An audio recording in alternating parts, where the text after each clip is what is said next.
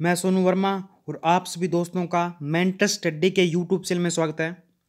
दोस्तों टॉपिक है आज का राजस्थान में पंचायती राज एवं शिक्षा। ठीक है, इससे पहले मैं आपको करीबन 14 टॉपिक करवा चुका हूँ। उसकी प्लेलिस्ट आपको यूट्यूब मेंटर स्टडी पे मिल जाएगी। ठीक है, इसके अलावा उसकी पीडीएफ में आपको दे चुका हूँ। पीडीएफ के लिए आप मेंटर स्टडी टेलीग्राम ज्वाइन करना है। इसके अलावा मेंटर्स एकेडमी सूरजगढ़ के नाम से टेलीग्राम ज्वाइन करना है, जहाँ पे आपको पीडीएफ मिल जाएगी। ठीक है, इस चैनल को सब्सक्राइब करना है, बेल आइकन दबाना है, ताकि जो भी नेक्स्ट पार्ट आए उसके लिए आपको इन्फॉर्मेशन मिल जाए। और जितने भी मैंने कोर्स करवाए हैं उसकी सभी की प्लेलिस्ट बन चुकी है, आप वहाँ से आप क्लासें आराम से लगा सकते हो। ठीक है, ये आज का 14वां टॉपिक है राजस्थान का ऑब्जेक्टिव क्वेश्चन के नाम से। ठीक है, ये आज का पहला क्वेश्चन करते हैं। पहला क्वेश्चन है, स्थानीय स्वशासन का जनक किसे कहते हैं? स्थानीय स्वशासन का जनक किसे कहते हैं? किसे कहते हैं? लॉर्ड रिपन को कहते हैं। लॉर्ड रिपन को कहते हैं। आपका प्रश्न ऑप्शन नंबर 2 बिल्कुल सही होगा, मतलब बी नंबर आपका बिल्कुल सही होगा। अगला क्वेश्चन करते हैं, भारत में पंचायती राज की शुरुआत का श्रेय किसे कहा जाता है? किसे कहा जाता है या किसे कहते हैं, आपको ये बताना है।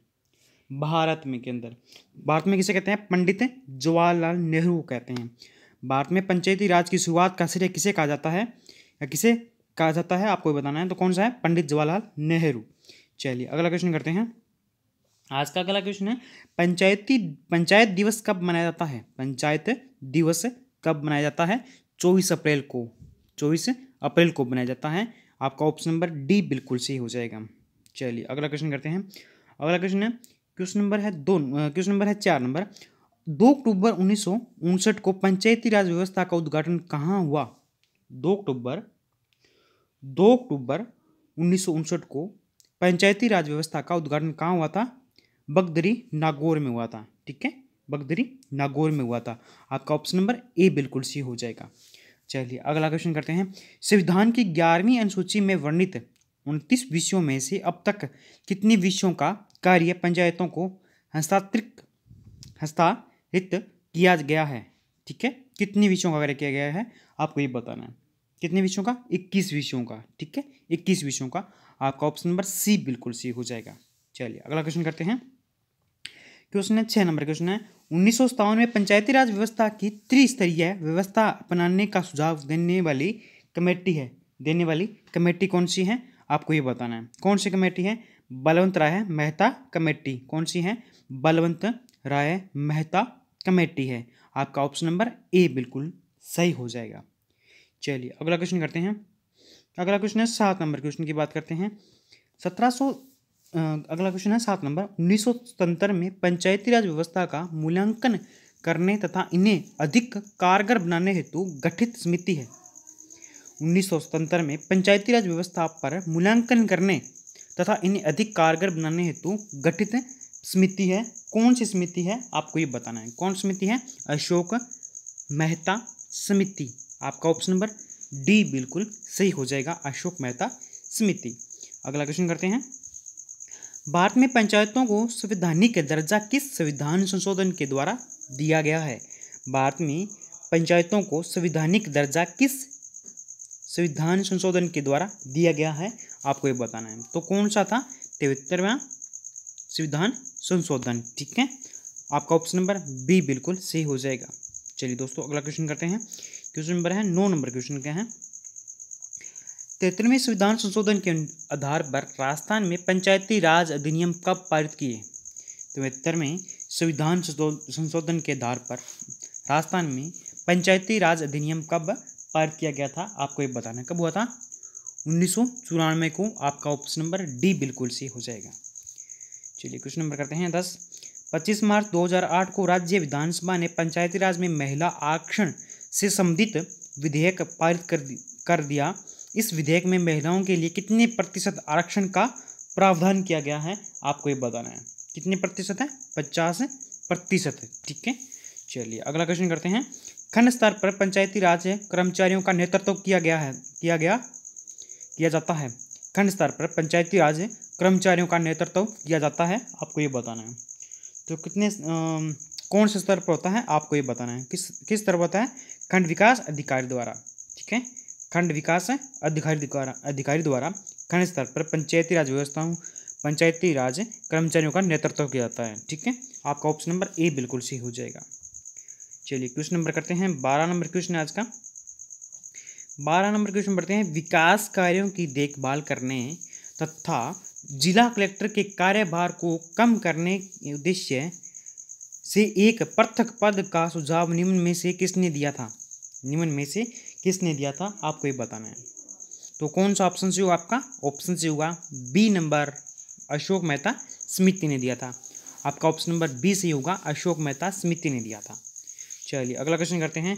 जिला आयोजना समिति में पदेन सदस्यों की संख्या 3 होती है तथा मनोनीत सदस्यों की संख्या कितनी होती है, आपको ये बताना है। कितनी होती हैं? 2 होती हैं। कितनी होती हैं? 2 होती हैं। आपका ऑप्शन नंबर बी बिल्कुल सही हो जाएगा। चलिए अगला क्वेश्चन करते हैं। निम्न में से किस शहर में नगर निगम नहीं है? निम्न में से किस शहर में नगर निगम नहीं है, आपको ये बताना है। किस में नहीं है? अलवर में। किस में नहीं है? अलवर में। आपका ऑप्शन नंबर बी बिल्कुल सही हो जाएगा, अलवर में नहीं है। चलिए क्वेश्चन नंबर करते हैं 15 नंबर क्वेश्चन की बात करते हैं। निम्न में से किसका संबंध पंचायती राज प्रणाली के अध्ययन के सुझाव से नहीं है? निम्न में से किसका संबंध पंचायती राज प्रणाली के अध्ययन के सुझाव से नहीं है, आपको ये बताना है। तो इनमें से कौन सा ऑप्शन से हुआ आपका? ऑप्शन से हुआ D number, Rajamannar committee. Rajamannar committee. आपका ऑप्शन नंबर डी बिल्कुल सही हो जाएगा। चलिए अगला क्वेश्चन करते हैं। राजस्व बोर्ड का मुख्यालय कहाँ है? राजस्व बोर्ड का मुख्यालय कहाँ है, आपको ये बताना है। कहाँ है? अजमेर। आपका ऑप्शन नंबर ए बिल्कुल सही होगा, अजमेर में। चलिए अगला क्वेश्चन करते हैं। क्वेश्चन नंबर है 17 नंबर क्वेश्चन है। राजस्थान के प्रमुख नगरों के आधारभूत विकास के लिए जो अभिकरण अपना दायित्व निर्वहन कर रहा है वह है कौन सा है? राजस्थान के प्रमुख नगरों के आधारभूत विकास के लिए जो अभिकरण अपना दायित्व निर्वहन कर रहा है वह कौन सा है, आपको ये बताना है। तो इनमें से कौन सा ऑप्शन से हुआ आपका? ऑप्शन से हुआ C number, Rajasthan infrastructure development project. Rajasthan infrastructure development project. आपका ऑप्शन नंबर सी बिल्कुल सही हो जाएगा। चलिए अगला क्वेश्चन करते हैं। ग्राम पंचायत का सरपंच बनने हेतु न्यूनतम आयु कितनी होनी चाहिए? ग्राम पंचायत का सरपंच बनने हेतु न्यूनतम आयु कितनी होनी चाहिए, आपको ये बतानी है। कितनी होनी चाहिए? 21 वर्ष। आपका ऑप्शन नंबर बी बिल्कुल सही हो जाएगा। चलिए अगला क्वेश्चन करते हैं। आज का अगला क्वेश्चन है। राजस्थान के समुद्रों में माही कथन है। माही कथन है। राजस्थान के समुद्रों में माही कथन है, आपको ये बताना है। ठीक है, तो कौन सा कथन है? माही। जिला परिषद की संख्या 33, पंचायत समिति 249 और ग्राम पंचायत 9177। उपयुक्त सभी। उपयुक्त सभी। ठीक है, उपयुक्त सभी। नगर होने की अधिसूचना कौन जारी करता है? नगर होने की अधिसूचना कौन जारी करता है, आपको ये बताना है। कौन जारी करता है?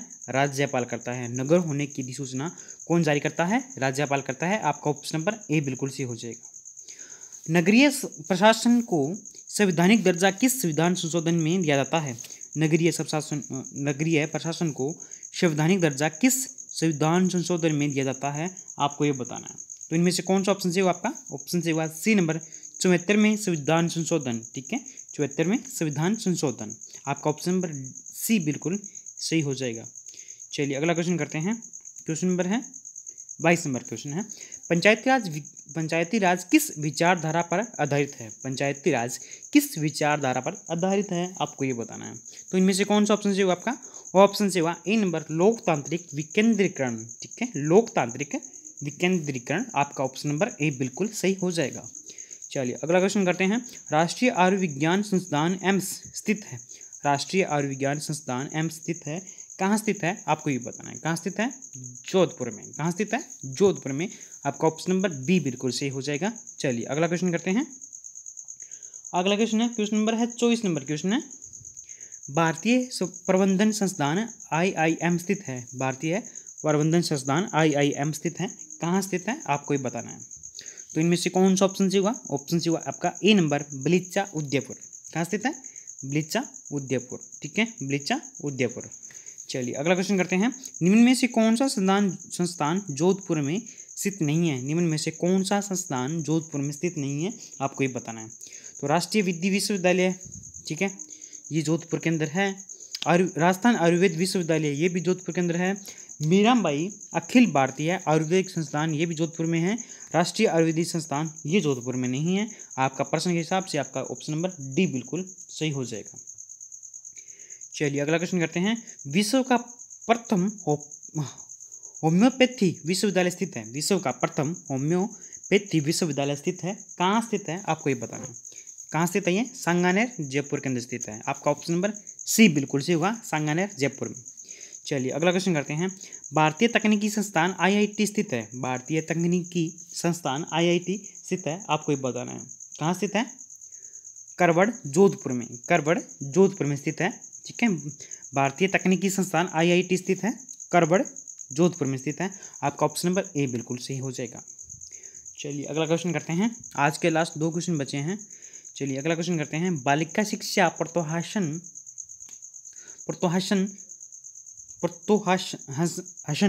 पुरस्कार की राशि है, कितनी राशि है?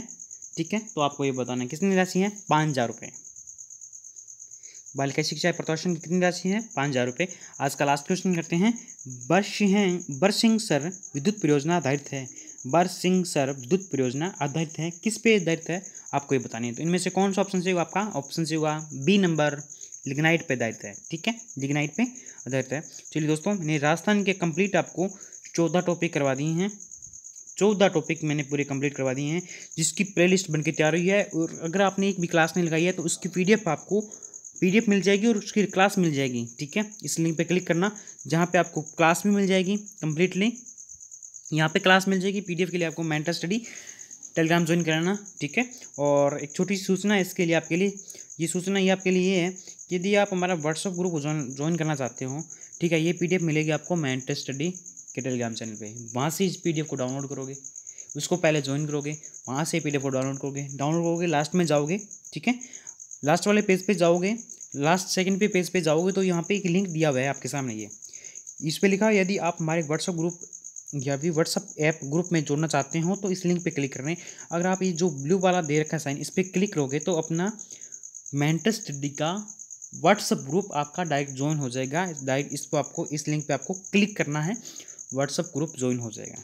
ठीक है, इसके अलावा जितने भी मैंने क्लास हुई है उसके लिंक डाल दिए हैं। और इसका आंसर के लिए अगर पहले आपको पूरा, अगर आपको वैसे PDF मिलते हैं, फ़ोन के अंदर कोई भी PDF मिलती है, तो वैसे आपको क्लास लगानी है पहले कंप्लीटली, टेस्ट खुद का करना है।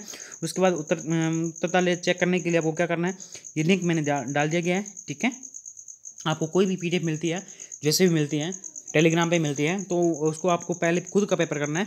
उसके बाद यहाँ पे लिख दिया मैंने, पहले आप अपना पेपर करें, उसके बाद उत्तर तालिका के लिए यहाँ क्लिक करें, उस लिंक पे क्लिक करना, इसके आंसर आपको लाइव क्लास स्टार्ट हो जाएगी। ठीक है, इसके बाद में आपको मेंटर्स एकेडमी सूतगढ़ के बारे में, कोचिंग के बारे में कोई भी इन्फॉर्मेशन चाहिए तो ये टेलीग्राम ज्वाइन कर लेना, जहाँ पे आपको कोचिंग की अलग अलग जो सीरीज़ चल रही है, मैथ की है, रीजनिंग की है, कंप्यूटर की है, GK की है, साइंस की है, ठीक है, पॉलिटिकल की है, हिंदी की है, इंग्लिश की है, ठीक है, उसके बारे में आपको इन्फॉर्मेशन मिल जाएगी और वहाँ से आप क्लास ज्वाइन कर सकते हो। ठीक है, और एक छोटी सूचना आपके लिए और क्या है, ठीक है, आपके लिए छोटी सूचना ये है कि आपको मेंटर स्टडी टेलीग्राम को ज्वाइन करना है, मेंटर स्टडी यूट्यूब को सब्सक्राइब करना है, बेल आइकन दबाना है ताकि जो नेक्स्ट पार्ट आए उसके लिए आपको इन्फॉर्मेशन मिल जाए। ठीक है, और ये पार्ट कैसा रहा इसके बारे में आपको मेरे को कमेंट में लिख के बताना है। ठीक है, कमेंट में लिख के बताना है ये पार्ट आपको कैसा लगा। इसी के साथ जय हिंद।